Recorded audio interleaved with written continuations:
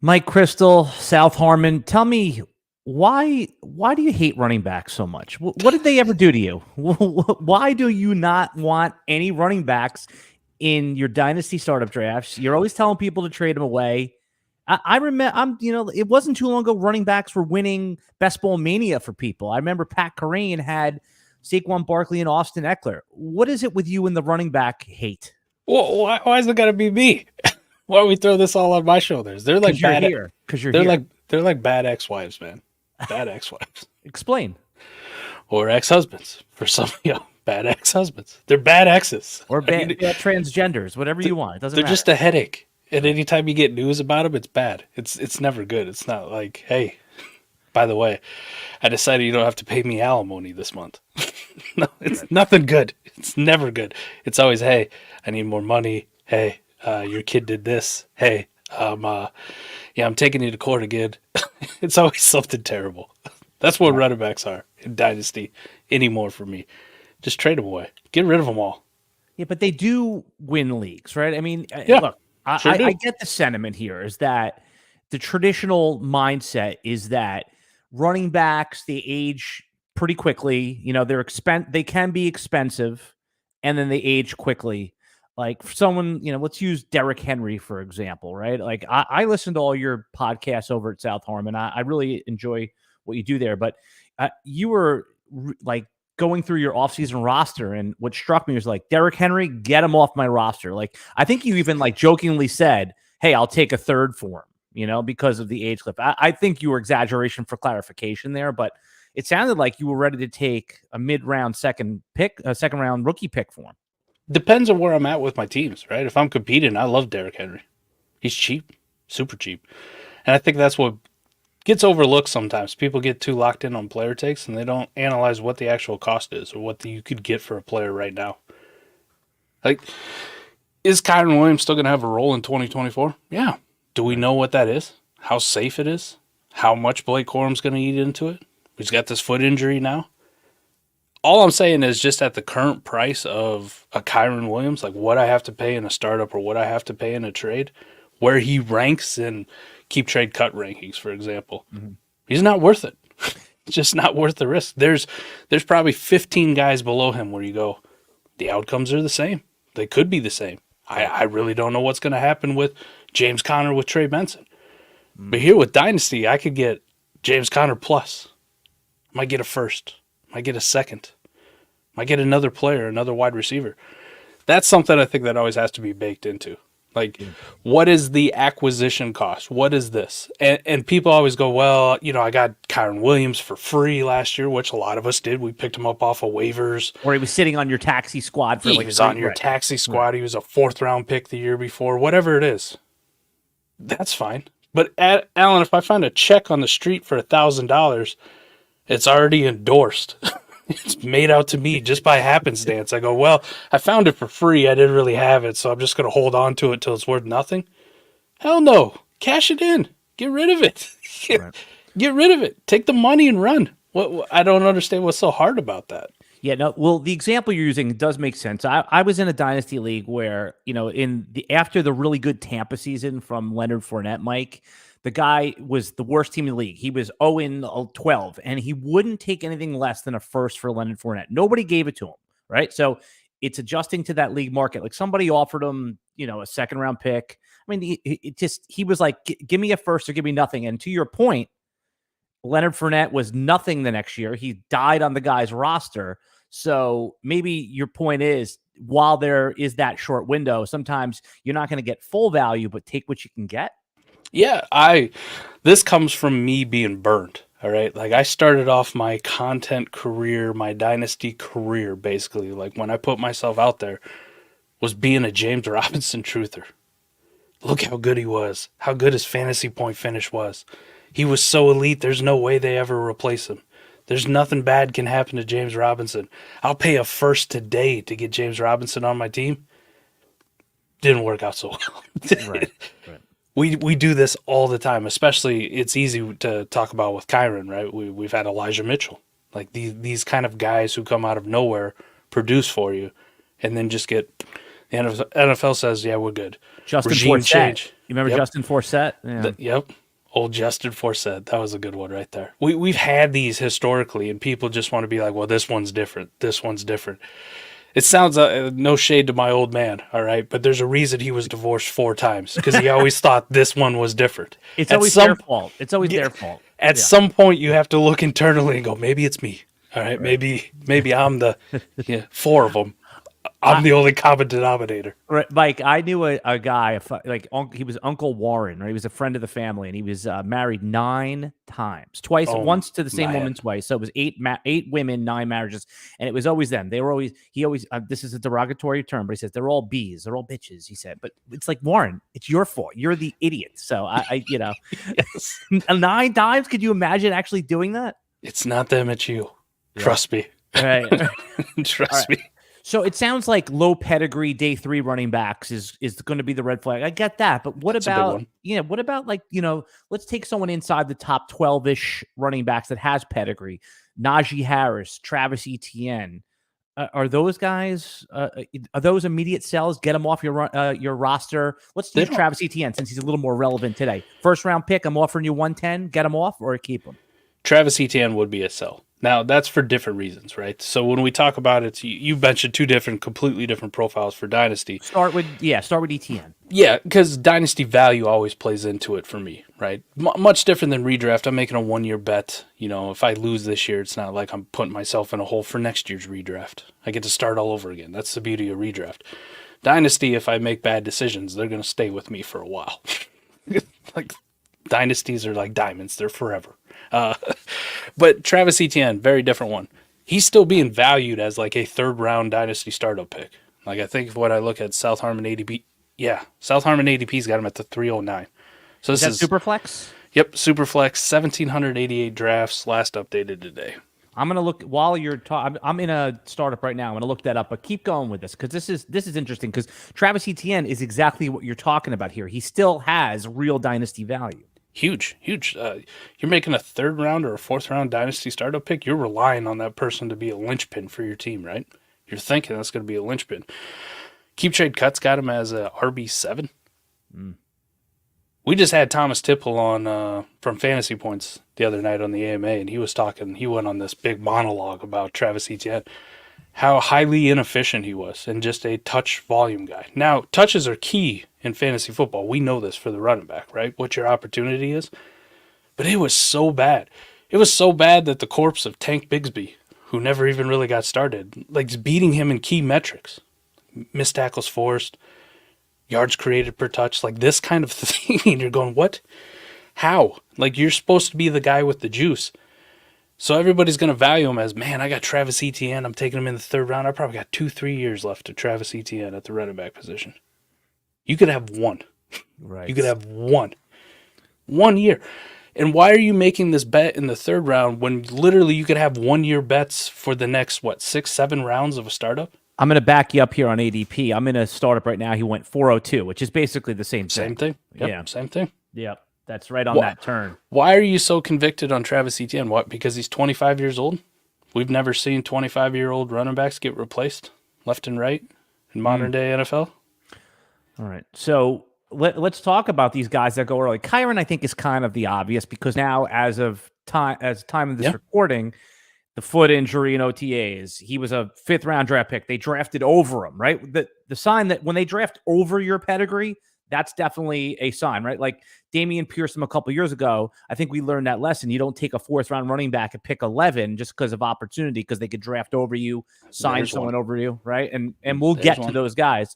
But how about some of the other early ones, like Jonathan Taylor? He's got the contract now. He goes similar spot, early 3rd round in these dynasty startups. It's okay to draft him if you could trade him again for something better, but is he a sell if he's on an existing roster? Depends on what your roster's doing, right? If you're ready to go in 2024, by all means, if you want to keep Jonathan Taylor, we've seen a ceiling of Jonathan Taylor that's rarely matched, rarely exceeded by very many. And he's got the contract, so you got a little bit of security. If you want to look at advanced analytics on him, like, they all look good, they all look promising. We know Jonathan Taylor's a hell of a running back, but if I'm on a team that's like, man, I'm not really doing it in 2024, maybe 2025 is kind of my year for Dynasty, then yeah, like why are you holding running backs at all? There's only a handful of running backs if you're in that situation, Alan, that you should be holding because you can project for multiple years. Well, let's name them. Bijan Robinson, Jahmyr Gibbs, Breece Hall. And if you want to throw in these two rookies for this year, Trey Benson and Jonathan Brooks, by all means, go ahead. But in general, like if I'm not really doing it in 2024, why am I playing like the midfield? I get it if you're in like a lineup league and you want to maybe make the playoffs and play the variance thing. It's a little bit different than redraft. Everybody's a lot closer in redraft leagues, right? Everybody kind of has the same goal. Nobody goes into a redraft starting out going like, I'm going to be bad this year. I'm going to tank. That's not a thing. In Dynasty, you get some separation. Elite teams become more elite. Bad teams become more bad. So I still don't really like playing in the middle or like playing that variance of let me just make the playoffs. If I'm really looking at my roster and I'm going, man, I'm relying on rookies or, my quarterback situation's rough. I maybe don't have the draft capital to replace it or get better. Running back's the last thing I want on my team. It really is. Because if Jonathan Taylor goes down with a serious injury, where's his value go with it? Right. Well, okay, let's say Taylor in week 3, season ender, not the Nick Chubb injury, but just a standard ACL, right? We're saying the standard ACL. Breaks his foot, something like that. Right. Yeah. You don't think that someone like Taylor specifically, his value is protected? I mean, I know it goes down, but he's not dead. He won't be dead, but are you ever getting first and a second, 2 firsts, whatever your league market really dictates? No. Is he ever going to hold RB5 overall in Dynasty prices ever again? No, at 26 years old in 2025 coming off an ACL. And presumably 4 running backs coming in that everyone's going to want next year. Yeah, that's the question you have to ask yourself. And it fits twofold, Alan. If I get the running back off my team and I'm not really competing anyways, makes my draft pick next year in 2025 all that better, right? Like I am actively tanking, not tanking by, being an asshole and not starting players on a weekly basis and giving people a free win, but I'm getting points off my roster. Like I don't have to worry about starting Jonathan Taylor. I'm just going to insert whatever the hell I actually have. Somebody else can enjoy Jonathan Taylor to his fullest if he does hit. So I think that's the big thing though. But if you're competing, by all means, if you want to keep Jonathan Taylor on your team, go for it. Like that's a good running back to have. I do it with Saquon Barkley. I probably should be selling Saquon Barkley at his current market cost, but I'm an Eagles fan. I got teams that are competing. Right. I want Saquon Barkley on my team to feel good. That's why I play Dynasty. But the right process, man, if somebody came to me with 2 firsts for Saquon Barkley right now, even if I was competing, Alan, I go, risk reward. Okay, I'll figure out what I'm going to do at running back later. Let me just pull over to the side of the road here for a second and ask you a redraft question. Saquon Barkley or Jahmyr Gibbs in 2024, which one of those guys you taking if you're on the clock and you're taking a running back in the second round? Golly, Alan, you just hit me right in the kisser today. I've had that choice a lot in best ball, and then we'll get right back onto the Dynasty highway here. Just pick. You're not buying a condo, Mike. Come on, just pick. I'm not buying a condo. I'm going with Saquon. Okay, going with Saquon. Right. Yeah, that's what I picked also, and you can't go wrong. But I'm going with Saquon. Yeah, I mean, there's just too much upside there, right? And I know Gibbs too, but anyway, for another day, baby, for another day. Saquon doesn't have David Montgomery to be like that thorn in his side. He's got Jalen Hurts though. He's got Jalen Hurts. That's fair. Yeah. That is, I mean, that's a real thing. He's more of a goal line threat than Josh Allen, I think, for this year. That's true, but maybe they save him this year. Maybe they're like, hey, we don't want to get our $1 billion quarterback injured. All right, back on to our we want to sell every running back. We hate running backs. And you see, I'm coming. You said, why do I got to throw you on an island, Mike Chrystal? It's because now I'm going to come there with you, right? Let's go. Yeah, I tend to draft. There was a couple years ago when everyone was going like super wide receiver crazy in Dynasty startups. I was just drafting running backs like, they're old now, but 3 years ago, Dalvin Cook, Joe Mixon, Saquon Barkley. Like when I had 5 or 6 of them starting, and I won some championships. But I'll tell you right now, my house is ugly on a lot of these rosters, very ugly. So you sell. We talk about sell every running back. Let's talk about a young running back. Is it time to sell Devon Achane? I mean, how far are we going to take this? Ooh, I love Achane a lot. RB6 prices though. RB6 for a guy who's undersized. Showed last year to be like league. He's got that league winning upside, right? So tantalizing, but he also showed that he could be league losing because he could miss 7-8 weeks. Could just not be without him. When you take them, you know what you have. You don't have you have Boom bust. Yeah, you have a Will Fuller. You remember Will Fuller in his peak was 40 Yep. points one week and then like one catch for 16 yards for like 6 weeks in a row. So I'm not saying it's that volatile, but you have a nuclear weapon that only fires like 3 or 4 times a year. RB6 is telling you the Dynasty community loves him. They want that boom bust. I think at that, I'm kind of going, I'm good. Even on my contending teams. Like, you guys are a little bit too rich for me. I had a dude that put Devon Achane on the block. In my boy Kevin from DFS Army put Achane on the block in the league.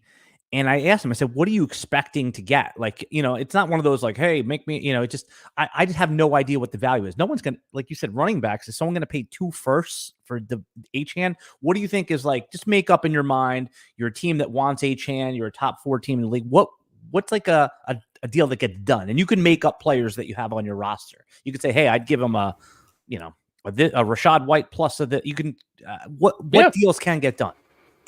If I were going to buy Achane, I would say probably. Or if you're selling him, what do you expect in return? I guess. Really. If I was selling him, it's so much easier to say if I was selling him because I love to tear down. Like I love to listen. You guys don't value this, cool. I'll take that in a plus, and now we're even. Now we're good. So, Devon Achane, like I would sell him for James Cook in a second. Okay. Probably have the same kind of like boom bust. You got kind of the same similar profile, highly explosive, could go off at any given moment. James Cook. Good offense, just like Buffalo and Miami. Very hey, James Cook could pop. You give me a second on it as like the insurance, a little juice piece in case something bad happens to James Cook in season. I'm going, all right, now I can buy some other running back with the second, some fill-in, somebody, the Ty Chandler type. Like, oh my God, I didn't think you were going to actually play this year and do anything, but here we are. Like that's the kind of where the 2-for-1 is the easiest thing to do. You don't have to go down too far. I would say, like, you could, in some leagues, man, people hate Najee Harris so much. And I think he's set up perfectly for this year with Arthur Smith. Could you get Najee in a first? Yes, I think you can. I think people want Najee off their roster. You mean, I make the joke that Najee Harris is Arthur Smith's Tyler Algier. Oh, okay. Yeah. Everybody wants Jalen Warren to be a thing, to be the Bijan, and it's not going to happen. It's just going to be Tyler Algier all the time. Yeah, by the way, because, obviously we wanted Bijan, but Tyler Algier was like, he had like 25 points in week 1 or something like that. I don't remember what the hell it was. That James Cook plus a second deal, you can get that done. So if you're willing to tear down to that, like people will be pushing each other out of the way.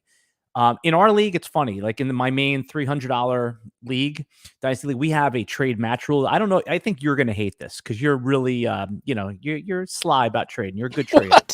No, not car salesman slick. You just understand. You put the energy into trading. You create the dialogue, so you're good at trading. But you're not going to like this. We do the trade match rule. Let's say. This is in my one league. People love this or hate this. Let's say that let's say we put that trade on the board, right? You're selling me Achane. I'm giving you James Cook in a second.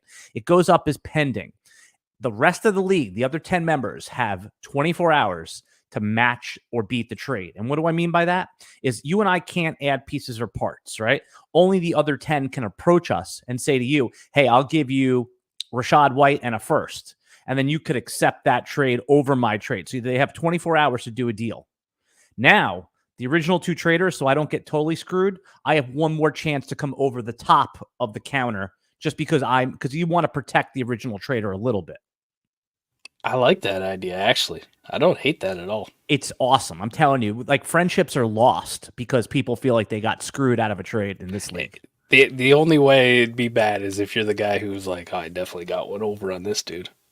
Well, the rest of the league. But it does take out that whole Monday morning quarterback thing you see in almost every single dynasty league out there where a trade goes down and then everybody's an expert, a trade critic expert. Ready? Here it goes. I would have given you more. I would have done this. Yeah, I would have. Bullshit. No, you wouldn't have. Exactly. Bullshit. So this is what it does. It does 2 things, the trade match rule. It protects the stars from getting undervalued by, from maybe a dynasty owner that might be a little less, I'm not going to say experienced, but in tune with the market value. Yeah. Like we had Patrick Mahomes in 2020 traded for like Daniel Jones and 2 firsts. Come on, man. Hey. Come on. And nobody had the balls to come over the top because Daniel Jones was looking good. But at least no one can say, hey, you stole Patrick Mahomes. Like, you had an opportunity to go Jared Goff in 3 first or whatever it was. So the opportunity was there. And then the other thing, like you said, it stops the only person that gets screwed is the person that like loses the trade. But hey, if it's bad for one person and good for the whole league, the other 11, it's a good rule. It's good for league health. Keeps leagues going. And they stop being dynasty redraft leagues, which are we talked about like ex-wives and stuff. I hate dynasty redraft leagues more than I dislike my ex-wife at this point. Yep. I really do. Well, there's nothing worse than being in a dynasty league and within a year or two it's folded. Well, there's ways to stop it. You just have to have a proactive commissioner. Like, every year paid ahead. Like, so right now, if you and I are in a dynasty league, 24 is paid, 25 is paid, and then if you trade away 26, even a 3rd round pick, that gets paid too. So if you do that, you will increase the likelihood of long-term, longevity. Definitely. But you do kind of have this where they become so prevalent now. You get in startups and everybody's trying to compete. Everybody wants to trade up. Everybody wants to get all the studs and trade away all their first. It's good for those teams who like to rebuild. It's sketchy in some of these more average leagues, Adam, where those rules aren't in place. Like, you don't really know the commissioner and you join it. It's like, do I even run the risk of trying to rebuild in this or thinking long term? Because this thing might not be here in 2025 or 2026. You just had a Freudian slip. I don't know if you heard it. What was that? You called me Adam, your normal broadcast partner. I did. Yeah. Listen, for those who don't know Mike Chrystal over at South Harmon. My bad, Alan. Yeah, no. Listen, you broadcast with someone named Adam. It's not like, listen, if my wife, while I'm making sweet love to my wife, if she calls me Adam, that's a problem. That's a problem. I'll say, who the hell? Devil. She doesn't, I'm like, who do you work with that's Adam? But, as long as, but if you do it every day, so it's understandable. That's all right. My bad, Alan. I get this all the time too when I'm like on other streams commenting as South Harmon Fantasy Football. Everybody just assumes I'm Adam, even though he's dead and off doing like whatever he's doing in New York. Yeah, he's a mercenary. I think he's in the chat too. I just saw him. I put him up. He is. He's on his old account. He's good. Yeah. Here we go.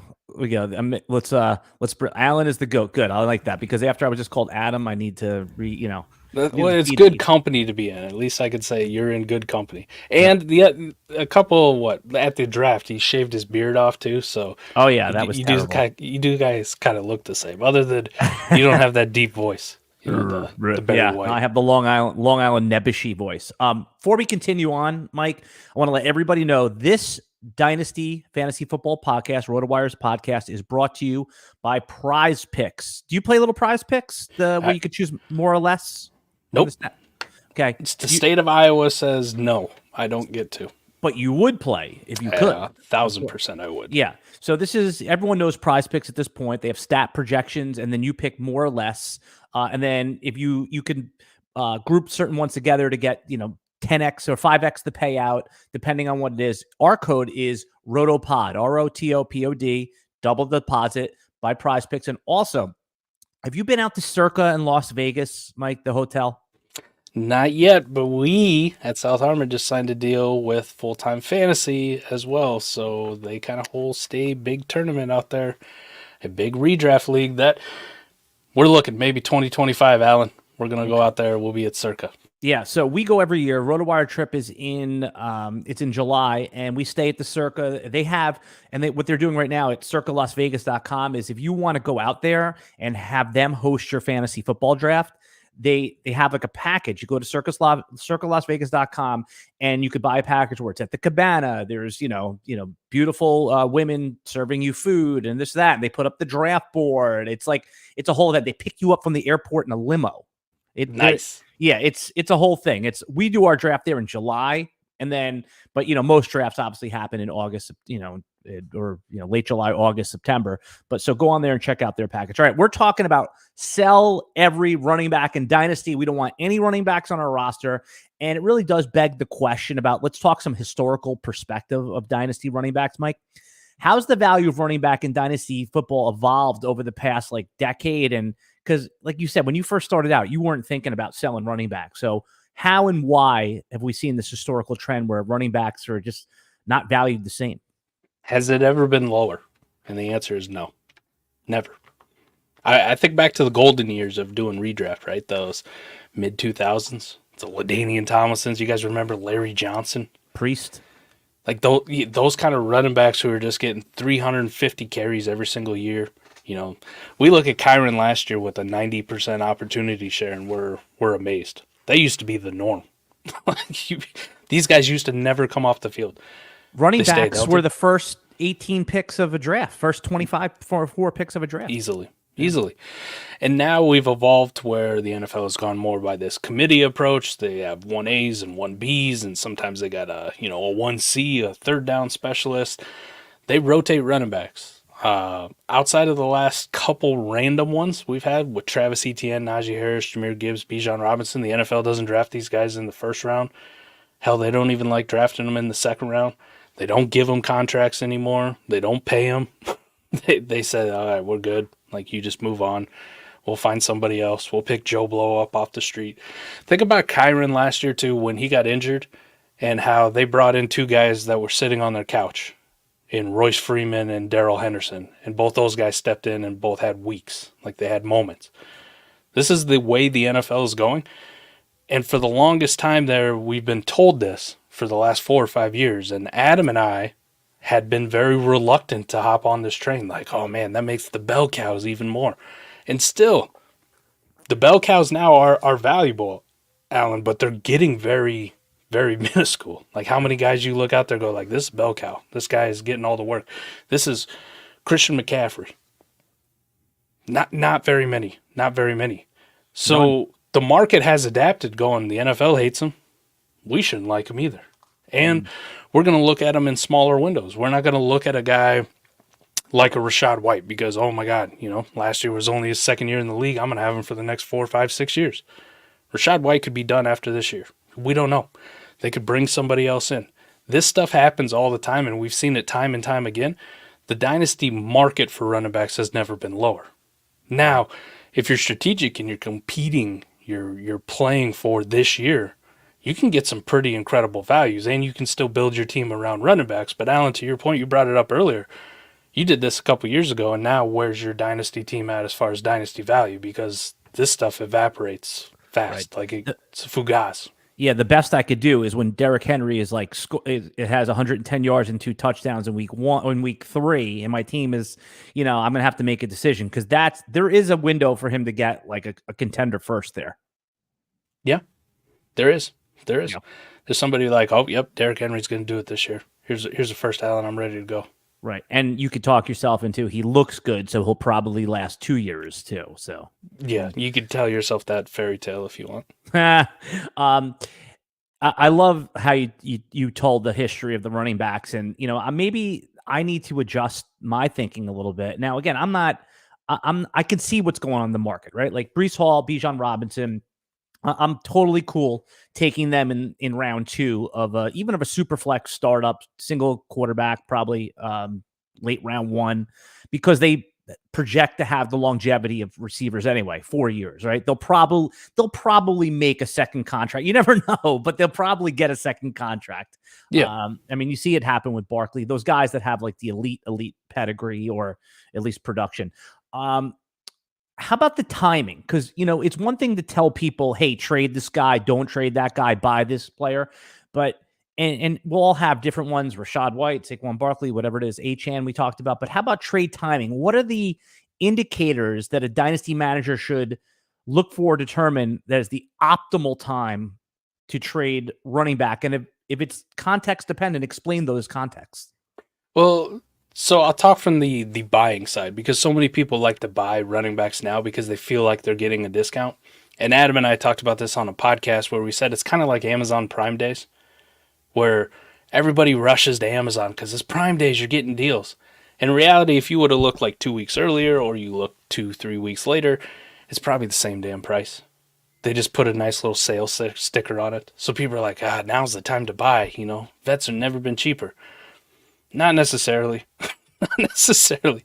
Listen, the best time to buy is when I have the most amount of information. The best time for me to buy a running back is when I know we get to week 1, we get to week 2, and I'm looking at usage and opportunity share and who's getting the run, who's out there starting, who's getting the goal line work, who's getting the pass work, and I have the most amount of information, and that's when they're the healthiest and they carry the least amount of risk because we've already made it to the season. I think back to a couple years ago where I had Travis Etienne and J.K. Dobbins and Cam Akers all on the same team. And then come August, I go, I got nobody. Right. No, how does this happen? Akers I and lost Dobbins. them all. Oh, my God. I lost them all before a meaningful fantasy point was scored on my team.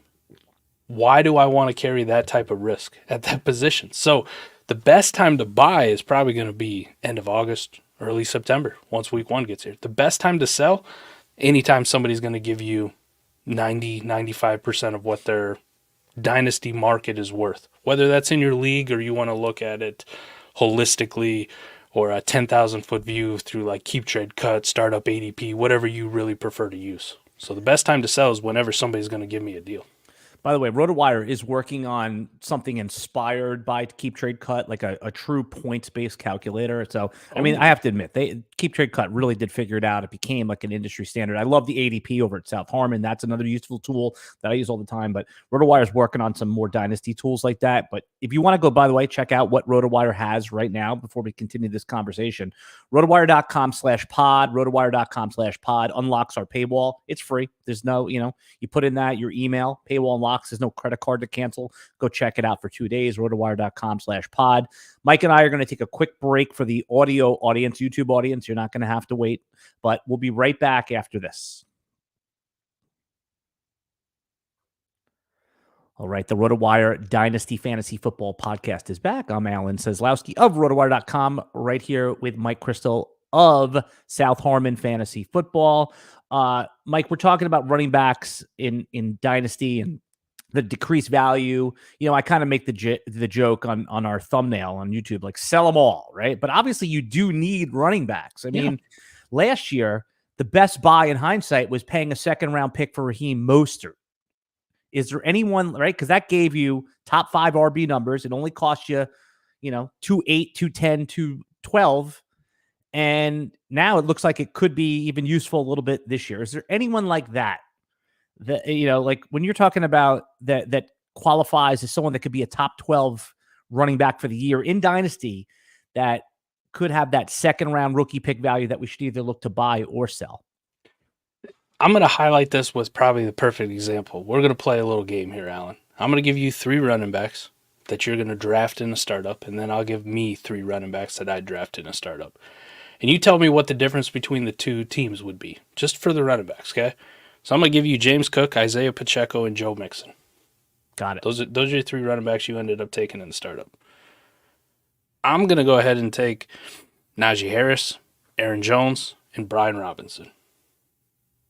Yep. What's the expected fantasy points difference between our 2 teams at the running back position? Yeah, Brian Robinson would be the iffy one, but Aaron Jones has so much upside this year that it probably balances off Robinson's floor. I would say that I have the edge by, if I'm lucky, 15%, if I'm lucky. Okay. How much edge do you have in long-term dynasty value on your team versus what I have? It's all this year. It's all this year. It's all this year. Yeah, it's all points. It's all 24 points I'm talking about.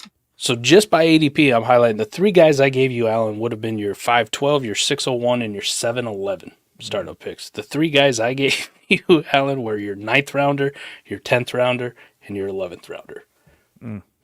That's the difference. Now, you took Joe Mixon at the 711, hypothetically. I'm not putting that evil on you. I get it. I get what you're saying. This didn't really happen, but this is good right here because people are in startups. Keep going with this. I took Brian Robinson in the 11th round. Is there 4 rounds of startup difference between the 2? All right, I'm gonna humble brag right now. I just got Robinson. This is just, I just got him at the 14-1 in this draft. Even better. Yeah. But is there a difference? I would say maybe there might be a tiny one, but in reality, long-term dynasty value, production this year, they could be the exact same thing.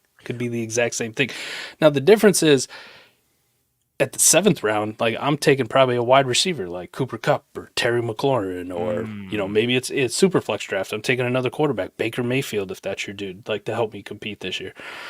what are your other options for you in the 11th round to take one of those other positions? Jalen Polk, Jahan Geno Dotson, Smith, Derek Carr. Yeah.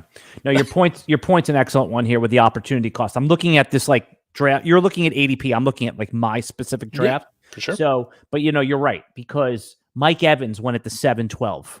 I mean, that's a 2-year. I mean, he's a guy who's going in the second round of redraft. So when you take 7th round running back, you give up wide receiver who's quote old, but is going in the second round of redraft. So one of my favorite strategies, and I'll leave it just with running backs this year, has been when I do startups, I don't necessarily lock myself into I'm competing or I'm not competing.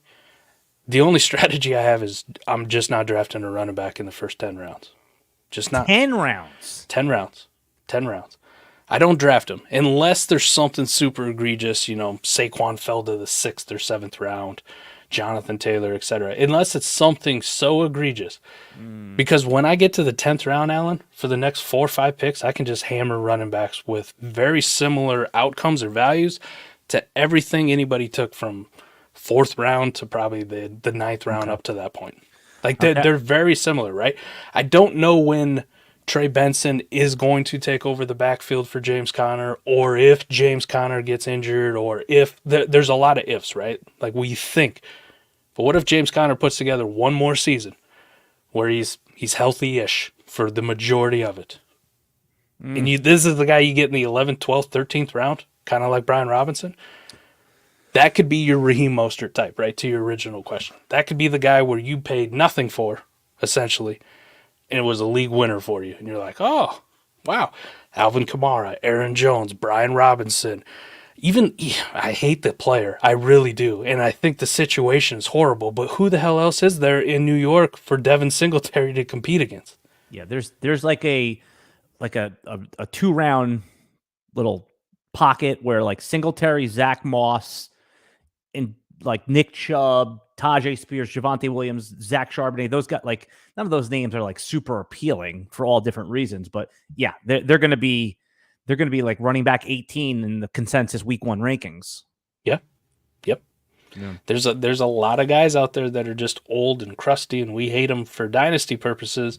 When in reality, the guys you're taking in the 4th, 5th, 6th, 7th, 8th round anyways are 1-year bets and 1-year windows with very flimsy dynasty value. So I never understood the disconnect between the two, but I'm all for it, at least for this year, doing startups or trade value if you want to kind of put it over there. Where I talked earlier about doing the tear down and just getting a plus. Take the James Cook and trade it for Brian Robinson in a second, or Brian Robinson in a first, or whatever you can extract out of it, or another wide receiver, whatever the case may be. But do it all day, because the outcomes are very, very similar, but nobody really seemed to catch on yet. Like they all have these. Joe Mixon's definitely smashing in Houston. All right. Well, talk to the Dameon Pierce people from last year and see how that went for him too. Yeah, I mean, that's like dynasty rule number 1 is like, don't take the day 3 running back in the first round of your rookie draft, because they just draft another one over that guy. And sometimes with the 3rd round, it happens too. Like even if James Conner goes off and walks the earth next year and Trey Benson is elevated to the RB1, chances are they'll draft another Trey Benson in the 3rd round. And now you're back to a committee. The only time they really to square root. Yeah, exactly. Is the only time they really don't do that, or you can feel a little more confident, is obviously the round 1 running back. That's lock. And then the round 2 running back, if they're even decent, they could draft like a 3rd round guy, but they won't draft over you usually, unless you're terrible. But if you show something, you show some promise, they've made a commitment to you. Yep. The round 3 guys are interesting, because if we operate under this theory that round 2 is the new round 1 for running backs, does that make round 3 the new round 2 for running backs, so on and so forth? But that's more theory. Yeah. More theory than it is fact at this point. So my friend Kevin, who I referenced earlier in the podcast, I think he's got like a trade question. We normally don't do that in the podcast, but I think he's goofing on you. I have a feeling that this is something that you offered him, right? I don't know. So he says, I got an offer to ask about. He says, I get Herbert and give Jordan Love in a 1st round. Should I accept? Is that something you offered him? No, but okay, all right. Maybe I did. I don't know. Yeah, because he always complains to me. He's like, that McNutted offered me. That's your sleeper name. I said, no, listen, he's just carpet bombing offers. Like he's not like thinking like, how can I get one over on you, Kevin? You know? No, it's just it's a portfolio mindset where I just go out and I throw them out, because listen, on that trade, right? There's a lot of people convicted about Justin Herbert. I can go on X, you can go on X, anybody can go on X and look at the fantasy community, and you'll see just as many people talking down about Justin Herbert for this year, like me, like I'm on that train, as there are people who are like, haha, let's make fun of all the idiots who are fading Justin Herbert. Right.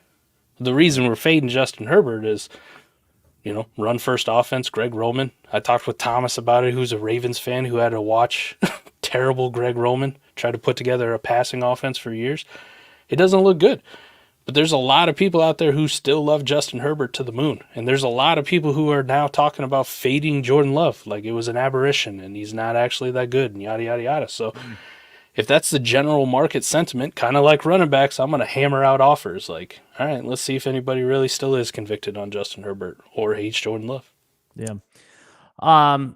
Yeah, that's an interesting one because you and I were talking. I wasn't really thinking of Justin Herbert. Just going back to Jack, and then we'll move on back to our running back conversation here. Is Justin Herbert is somebody to sell, but there is an interest. I mean, you have to observe what's going on, right? Like they're turning this team into a run team. They took a tackle, a mauler tackle in the first round.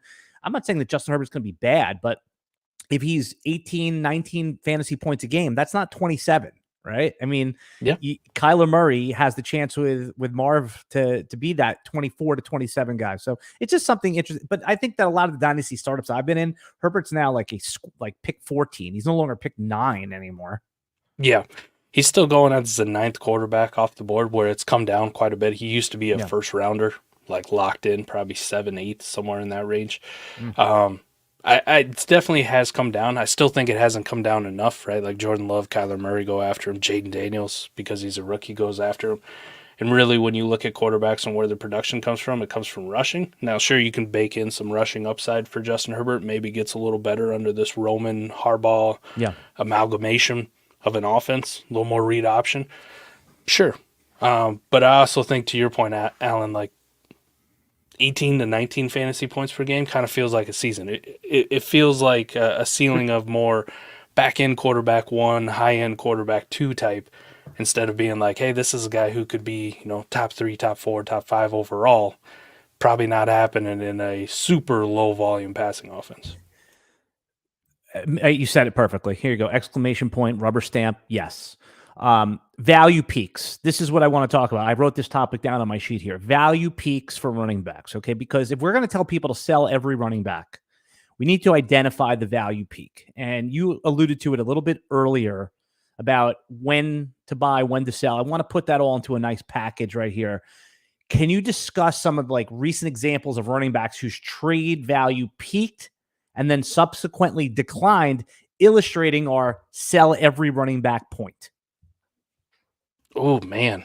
Yeah. But we got to scroll down these keep trade cut ranks quite a bit. Dalvin Cook. DeAndre Swift in Philly last year, especially to start the season. First time he had, 20-some fantasy points, had that 200-yard game. There was your peak. He was up there at 6, 7 in RB ranks overall in Dynasty. Now he's down in the teens, late teens. That was the first one he came to. Joe Mixon has just been hanging around forever. But David Montgomery, same kind of thing. How about Tajay Spears? Tajay Spears was a RB1 before Tony Pollard signed. Off of what? Nothing? Fugazi? But you weren't able to get a first for Tajay Spears. You were getting first all day long for Tajay Spears, which was insane. I saw 2 seconds, but I saw him offered. So someone offered me Spears for first, and I was like, I mean, that to me seemed obviously no, but I don't know.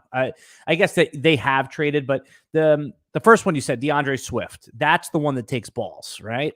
DeAndre Swift gets a 200-yard game, and someone offers you a single first for him. Selling him there is what takes real stones. Ramondre Stevenson was RB8 on keep trade cut at this point last year. Jesus. This time last year, RB8. Now he's down to 26. Tony Pollard. Remember all them Tony Pollard has RB1 overall upside talks this time last year? Mm-hmm. That didn't work out so well for you, did it? Now you're looking at a guy who is just in front of Kendre Miller, who we've seen absolutely nothing from. So on hopium. Yeah. No, you're absolutely right. So when you're looking to sell these guys that are at peak value or they're having their value peaks, are you looking to go to, like you said earlier, about tearing down to another running back and getting a little sprinkle on top, a little plus, or are you, for the most part, looking to go cross-positional and into a more stable asset that might not be as a sexy wide receiver? It really depends, because wide receiver has this problem where if you want to go, listen, I don't care how big it is, and there's going to be guys within there that we like, and the community is. But in all reality, like wide receiver 9 to 32 is made up of the same dudes, essentially, where we're like, he could finish anywhere from wide receiver 1 to wide receiver 3, and I have no idea where it's going to be. I like him for these reasons, or I don't like him for that reason. So it's a little bit tougher. If you want to get in that range and get that upside and that kind of stability, yeah, by all means, if I could do it. If it's outside of that group, I really don't want to do I don't want to be betting on like wide receiver 40-ish types for my running back, essentially in a 1-for-1. I'd rather just run it's always good, man. Alan, I always love doing the 2-for-1, whether it's in life for various reasons, or especially in Dynasty football, because I get 2 chances at it, right? If one fails, I still got the insurance of the second piece that I got on top. All right, and sometimes the craziest thing is, like, if we were doing it for a running back, for example, and I wanted to tear down from the running back like the one I said earlier, maybe Najee is dog shit. Maybe he's terrible this year. But maybe that second that I get next year, that it was added on to the Travis Etienne piece that we were talking about, maybe that is the piece where, like, next year it's like, oh, can you believe this pick turned into Quinshon Judkins? Like, out of all these guys, who would you rather have now, Quinshon Judkins or Travis Etienne? Just hypothetically is what I'm saying. So there's always that possibility. That's why I love doing the 2-for-1. Is Josh Jacobs qualify? Right now he's RB 14 on Keep Trade Cut. Right. So he's one of these guys. I think he's a player that you realistically can get a first for. Yeah. And I would take that in a heartbeat. I mean, is it worth all right, yeah, I guess you take the first now, because let's say he goes out week 1, has 90 yards and a touchdown, 3 catches for 35 yards. Can you get more, or is that getting greedy? You're probably getting greedy, because even the contenders are going to look at it going like, yeah, who else is buying, man? There's 3 of us, right? This is the best offer you're getting. Steve's team over there, who's dead last, who has 4 first-round picks in 2025, obviously doesn't want Josh Jacobs, right? Your buyer's market becomes smaller. That's an untold story of Dynasty, that the market, I said, go sell this guy for first, go buy him, or what, but there's only, I would say most of the time, one buyer. It's like selling your house, right? Like, you could say it's priced this because my neighbor went there, but my neighbor had 4 or 5 buyers. But now that that's off the market, maybe there's only, 1 or 2 left. And, there's that race to get everyone's first. Yeah, man, Dynasty it's so crazy. Crazy. If you were to take a snapshot of your leagues, right, I would say most people at this time, outside of maybe 1 or 2 teams, right now, here we're talking at the end of May, have this false hope coming out of a rookie draft that their team is competing in 2024. And I want to be the guy to sell that hopium to them. Right? I have the most amount of people with this false idea that I'm competing in 2024. I would rather sell Josh Jacobs right now than try to hold him for that, hey, week 1. Because by the time week 1 happens, there could be a lot of teams within the next couple months that have this come to Jesus talk. Like, all right, right? The redrafters have come back and told me that these rookies are actually not going to smash to the levels I thought they were going to. Maybe I'm playing for 2025. I do not want your Josh Jacobs for a first. Get out of my inbox. We're done. So if I could sell that hopium now, I think that's probably the prime thing to do, right? Even if it's not just the first, Alan, if I could do 2 seconds, if I could do a second and somebody else, whatever, the down tier. I want to get it off now before we get to August, and some people really come to realize that, yeah, I'm not going to be able to do it this year. My team is not that good. Unbelievable. Yeah, no, I love what you're saying here, and I've kind of adopted this philosophy. I resisted a lot because I was winning championships with the Dalvin Cook, Joe Mixon, Derrick Henry, Saquon foursome, right? And now I do see the tides are turning. In this draft that I'm in now, I've referenced a couple times. I'll even put the link in the video description for anyone who wants to see it. My first running back I took was in round. Let's see, I'm picking on the turn. I took Derrick Henry at the 8-1. Is that? I know you said 10 rounds, but 8 felt like a good spot for Derrick Henry. You're getting there. I like Derrick Henry for this year if I'm competing, Alan. It's not the worst I'm thing. competing. I'm competing here. So listen, I tell you, you feel a lot better about taking Derrick Henry in the 8th round than you do about the guy who took Travis Etienne at the 402.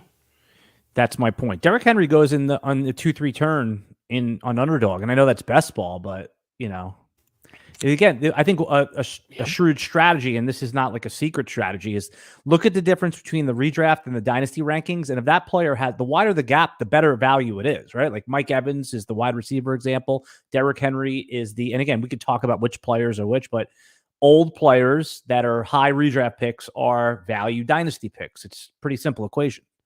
Oh, I got another good running back for you because he fell so far that you had to really scroll down. He's at RB 44 right now on dynasty ranks. Austin Eckler was RB 11 this time last year. Right, there it is. Like, it's Austin Eckler. He catches passes. He was RB 3 last year. What are you talking about? There's no way anything bad happens to him. Oh my God, look. Dude, I had a bad Austin Eckler trade this year that I did. So I bought Bryce Young for late first, presumably, because I needed a quarterback. He wasn't even startable in Superflex leagues. So then I did the ultimate bonehead move in a go for it. I traded Bryce Young for Austin Eckler. It's one of my worst trades ever. One of the things we were doing that this time last year I was making fun of people for is in May, Leonard Fournette and Ezekiel Elliott did not have teams, right? They hadn't been signed at this point. And there were people in my dynasty leagues actively sending out their thirds in 2024. Just blind thirds. They had no idea where they were going to finish, right? They didn't have a whole lot of information. Blind 2024 thirds for guys who weren't on NFL teams. Now, for Zeke, you can argue that maybe during the season, at times, that third maybe paid off for him. They bought some spot starts for Zeke. The Leonard Fournette one, you lit that thing on fire, and you send it to the stratosphere. You swung, you missed. Now you look at this draft class, too. Some of those thirds turned into early ones, right? 304s. They turned into Trey Burtons and Polks. Jermaine Burtons, Roman Wilsons, Jalen Polks, right? Jalen Wright. Marshawn Lloyd. Yeah, you asked me which one you want. Corley. Stop assuming that we know what's going to happen with running backs, right? Nobody, Adam can attest to the fact. Adam's your broadcast partner. Yes, he can attest to the fact. He knew what was going to happen with that Rams backfield last year. Just look at how Cam Akers finished the season. It's Cam Akers' team and Cam Akers only. And now he's stuck with 80% rostership of Cam Akers that's dead. Just cut him, by the way, Adam. Just get him off your roster. So I just want to do a little housekeeping here, Mike. Great conversation about dynasty running backs, sell them all. And by the way, if you're listening on the replay, you can let us know any running backs you've sold or bought. We always like to hear that. We answer every single comment. And RotoWire, if you're watching this on our main YouTube page, we have now broken off a separate YouTube page, which this is simul streaming on the RotoWire Fantasy Football page. So if you don't mind, I'm going to put a link in the description here. Go over to that page and just click and subscribe, because by the end of the summer, we're already populating that YouTube channel, Mike, with all of our football redraft content. And this podcast, the Dynasty one's going to move over there too. So RotoWire, the main page is going to probably either be an all baseball page or mostly seasonal sport. We'll have some golf, that, but we're starting a brand new. You could be one of the first subscribers. I think we have over just 100 subscribers. Yeah, we started it just the other day. We already have 5 cool videos up there. I'm doing a bunch of editing on that side. So I want you to go over and do that. And then after that, I want you to go over to South Harmon Fantasy Football. All right. Because that is appointment viewing for me. I want you to give everyone the elevator pitch. Everyone that might be seeing you for the first time here, Mike, that loves everything you had to say, tell them how to find you, what you're working on, and what they're going to get when they get over there. So we have a community unlike anybody else. I agree. And I say that with my chest. All right. There's nobody else who takes 20 some of their patrons to the Fantasy Football Expo with them and stays in a giant renovated school. Listen, it's a family. Hey, that word gets thrown around, but we are best friends. All the way from me and Adam doing content creation down to just the person who wants to be there because they need some advice. It's a welcoming community that you run. It is, and it's full of degens. Absolute degens in various fields. There's some people out there hammering underdog best ball drafts. Good for them. Happy that you live in a state that's more progressive than Iowa and allows sports betting to that kind of thing, but Iowa does not. But check us out at South Harmon, YouTube, podcast, Spotify, Apple, wherever you do, southharmonff.com as well. You got the Warp tool, you got ADP, you got the Lab Dynasty management tool that is absolutely incredible, and all the good content creators that I've been able to bring on over the last year, which is insane to me. I didn't start this to build a company or run a company or be a content creator full time. I started it because I like talking football with Adam. And I like talking strategy with Adam, and we needed a means to get it out there to the people. At least that wasn't through text message. So that's how we started, and all of a sudden I'm sitting here and I'm talking with Alan one day about, hey, do you know anybody who does video editing? And thank you for putting me on to Brian. So happy that Brian's over here now. Cool. Doing some video editing for us. So bigger, better things are on the horizon for sure. But if you like what's going on here, this is a everyday thing, essentially, over at South Harmon. Cool, man. Yep. I rubber stamp, fully endorse. I'm a regular listener. I either catch on the replay as well. So, all right, everybody. That's going to do it for today. Again, if you want to check out RotoWire's behind our paywall for free, rotowire.com/pod. But other than that, Mike, we covered why you should sell every running back. I think you made a good case where when we say sell, it just means in a startup situation, we'll wait until about the 8th or 10th round because we're going to get the same value. And we're going to sell our running backs when they hit peak value, even though it's uncomfortable. I think that's the real takeaway today. It is. Be mindful of where the Dynasty community is on value for running backs and exploit it to the best of your abilities. All right, buddy. It can be done. Yep. We'll see you next week with another Dynasty Fantasy Football podcast.